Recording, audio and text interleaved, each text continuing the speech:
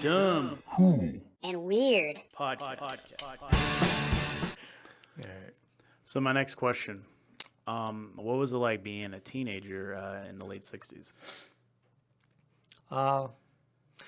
Well, getting ready for college, with single mom, in my later teens anyway. I was working after Civil school. rights movement too. No, civil rights movement, yeah. Yep. A lot of anti-war sentiment. Yeah. Yeah, nobody was in favor of the Vietnam War except Yeah. LBJ and his crew were making money off it. Yeah. So that's sad thing is a lot of the service people that had to go to Vietnam Yeah. were also paying for it, because a lot of Americans were taking them as being part of the problem, because they were participating, even though a lot of them were drafted and had no choice. Mm-hmm. So they'd come back from the hell of Vietnam and face all kinds of ridicule.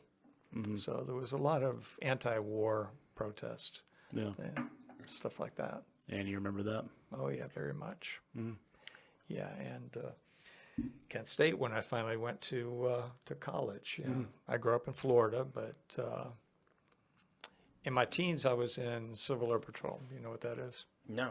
Civil Air Patrol is a civilian auxiliary of the Air Force. Oh, wow. Anytime there's a plane down, it's the CAP that goes out for search and rescue. Oh, cool. And there's a cadet program in that. Once you're 13, you can join as a cadet. And you learn all about search and rescue. You learn all about aerodynamics, everything there is about flying a plane. And you do actually get to fly a plane. That's really You know, cool. so I was 14 years old, and I'm flying a plane already. So which It's is very amazing. cool. You learn all the military things, everything you would learn basically in the Air Force. You've got an Air Force style uniform and all. So I was doing that, and as you learn more in advance, you get ribbons and you get rank. I got to be an officer and eventually became a cadet squadron commander and in charge of my own squadron. So because of the flying, I wanted to do more of that. In my senior year of high school, I wanted to go into the Air Force Academy. Yeah. In spite of all the anti-war stuff, and it's like, so what? I want to fly jets. Yeah. Enough of this prop stuff. I want to fly jets. I want to go faster. Yeah. So I spent much of my senior year interviewing and going through all kinds of testing for the Air Force Academy. That was pretty rigorous. And I did not actually have people that were teasing me about that, fortunately.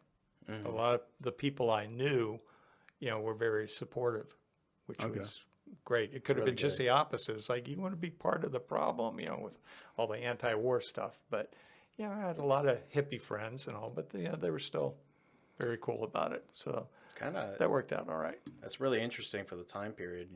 Yeah. I mean, But when I did not get the selection for the Air Force Academy, I had one guy that beat me out. My second choice, one of my alternate choices was Kent State because of what they had up there. And my early teens, I lived up in Youngstown, Ohio, not too far from Kent. And I still know people that are up there, and I wanted to be, back among some of them again, especially this one particular girl who ended up going to Akron University, very close to there. So, about May 4th, 1970? yeah. All right, 1970, I graduated, and I had selected Kent State. Right after I selected Kent State, had everything finalized, they had the shootings. Yeah. Killing students, National Guards killing students, and right away, people like, you still going up there? You're going to get shot. Yeah.